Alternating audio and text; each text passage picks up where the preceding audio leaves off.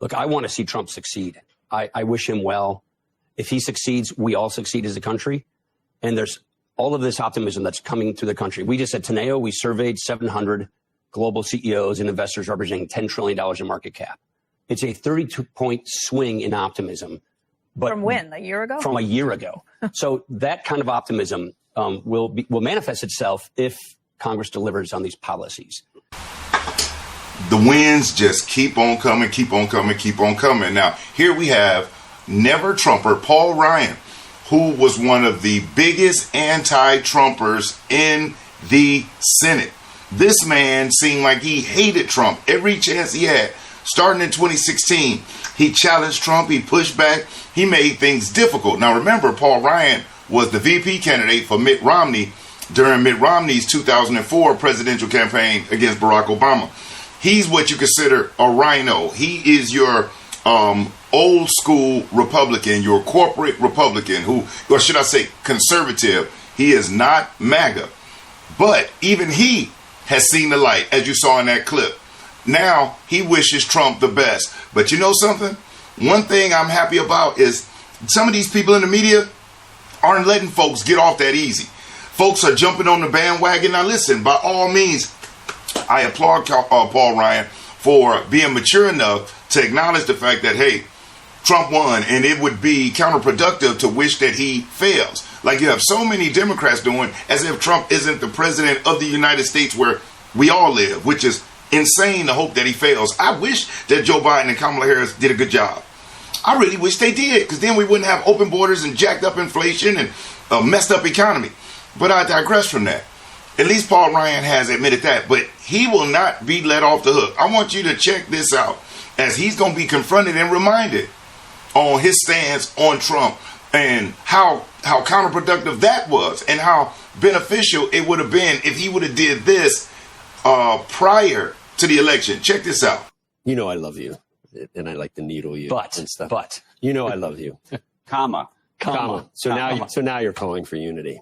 I am calling for unity. Well, that's nice. Yeah. Would have been nice before the election. He won. Look, he won. The other thing I thought was funny that you said was when you said, hey, look, I want Trump to succeed. You know who that sounds like? It sounds like a Democrat. It sounds like a Democrat saying, well, you know what? Democrats sound like that. Well, of course you want Trump to succeed. You're a Republican. Hey, look, I'm a conservative Republican. I'm a free market, limited government. No, but you know what I'm saying? That's who I hear. Yeah, but my brand of conservatism doesn't always overlap with Trump. I understand, but it was binary. But you know we argued about that. I know we argued. Binary all along. It was always binary. And a vote not for Trump was a vote for Kamala Harris. Can you imagine? I know you want to get back to this.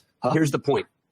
A lot of this agenda, my kind of conservatism, Trump populism, it overlaps. Okay. We disagree on trade and things like that. I'm not with trade fights on China, but right. I'm not a big fan of all the tariffs on our allies.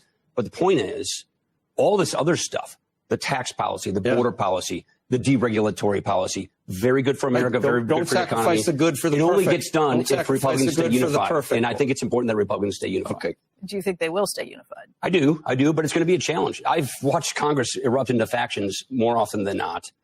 And when Mike Johnson's dealing with such a razor-thin majority, you have no margin. So that's why Joe is he's riding me here. Now, I want to applaud Joe Kernan, the host of Squawk Box. That's the name of that show. Joe Kernan for not letting Paul Ryan off the hook and for reminding him, like, hey, listen, really appreciate the fact that the solidarity and how you realize that Republicans got to stay unified. But we really could have used that type of support prior to the election. Even though things worked out and Trump got 312 electoral votes and 77.3 million popular votes and won the popular vote by millions and the electoral vote by electoral college by almost 100. This type of support after the fact, as much as it is appreciated, would you have done that if the roles would have been reversed? So happy to see a never Trumper. Not could anybody have told me back in 2016 that Paul Ryan, the never Trumper, would be in support of Donald Trump? Absolutely not. As a matter of fact, he wasn't in support of him during his 2016 run. I'm not going to say he wanted him to fail, but he for damn sure wasn't making it easy on him. At least we know this time around, he's going to be a lot more supportive, lending more support than he did before. As a matter of fact, if you look at it, You don't see the big uproar about folks in the inauguration this time. You don't see even the media, well, except CNN and MSNBC, both which ratings have tanked, by the way. MSNBC, Comcast is literally trying to sell MSNBC for pennies on the dollar. They've already slashed Rachel Maddow, her salary, and she went from only working one night a week to now 5 nights a week. So you take a pay cut and you increase your workload. That's a bad deal. And then Joy Reid and Maddow was getting paid $30 million. They cut her to $25 million. So, you know what I'm saying? To come in and have to work 5 days a week, making $25 million a year, they were crazy for doing it 1 night a week, especially with the ratings like they had. Then you got Joy Reid, who was making $3 million. They cutting that salary. They haven't announced what it is, but they already told her, hey, take a pay cut or get to walking. And so their viewership is so low. Why? Because the Trump derangement, people are sick of it. Now, everybody, listen, we all need to be on the same page of hoping that we get everything back on track because, you know, if Trump is successful, we all win. And if he fails like Joe Biden and Kamala Harris did, we see what that does and the impact that it has on everybody. So just wanted to share this with you. The Never Trumper Paul Ryan has, jumped on the side of Donald Trump, being supportive. Not going to say he's MAGA. I mean, I'll say he does want to make America great again, but he's not MAGA, meaning completely America first, pro-Trump. A lot of these conservatives, believe it or not, they like wars because they get lobbied by a lot of these defense companies. And so they might smile and act like, oh, yeah, peace, peace, peace. But behind the scenes, their voting record shows they always down to go and put the beats on somebody so that those defense contractors can get busy and start getting those government contracts and those stock prices go up and everybody starts making money. So Paul Ryan, although he is a rhino, although he is somebody that I do not trust completely, I am glad to see that even he has saw the light and decided to kiss the ring, so to speak. No, he didn't. I'm not going to even do that to him.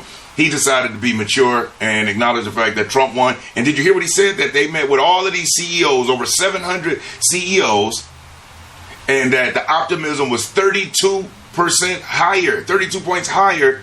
And that was worth, all of those CEOs together was worth $10 trillion. $10 trillion to the market. And their optimism was 32 points higher than from a year ago. So Trump is already making big strides. So again, is it that he's happy with Trump, or was he happy with those dollar signs that Trump is creating for him and his buddies? Either which way it goes, just happy to see that he's on board, as the Republican Party needs to stay unified in order to get things done. Because one thing I say about the Democrats, their policies are crazy, but boy, do they unite and go locked in step. The one good thing about the Republican Party I like is that people will call out the other person. The only downside to it is that when it's done publicly in an ugly way, it really affects the public's trust in the Republican leadership. But hopefully we're going to see something totally different right now from what we're seeing as far as with Israel and Hamas, with the market response to Trump coming back, to the way people are shifting around the world to one man going back into office. Senate confirmations are going great. So I just wanted to share this with you.